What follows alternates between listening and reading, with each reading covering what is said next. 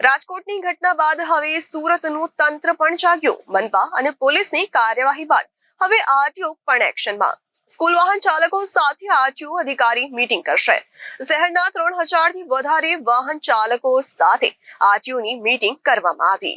રાજકોટની ઘટના બાદ હવે સુરતનું તંત્ર પણ જાગ્યું। મનપા અને પોલીસની કાર્યવાહી બાદ હવે આરટીઓ પણ એક્શનમાં। સ્કૂલ વાહન ચાલકો સાથે આરટીઓ અધિકારી મીટિંગ કરશે।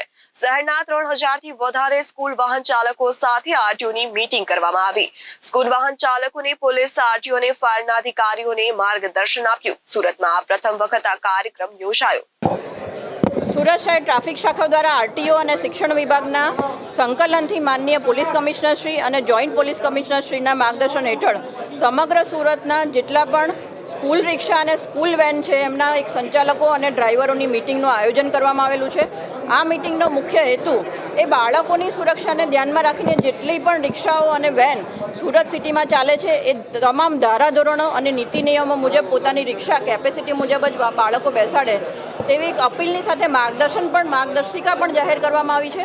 અને આ ધારાધોરણો મુજબ તમામને પોતપોતાના વાહનો એટલે કે સ્કૂલ રિક્ષા અને સ્કૂલ વેનને મેન્ટેન કરવા માટેનું કહેવામાં આવેલું છે। આમ છતાં પણ જો કોઈ પણ બાળકોની સુરક્ષાને જોખમમાં મૂકી રિક્ષા ચાલક અથવા વેન ચાલક એ એવું કોઈ કૃત્ય કરશે તો ચોક્કસપણે એમના વિરુદ્ધ કાયદેસરની કાર્યવાહી સુરત શહેર ટ્રાફિક શાખા દ્વારા કરવામાં આવશે। બેન, દરેક સ્કૂલમાં ટ્રાફિક પોલીસ દ્વારા હપ્તો લેવામાં આવતો હોય છે વેન ચાલક પાસે, તો એને લઈને શું કહેશો?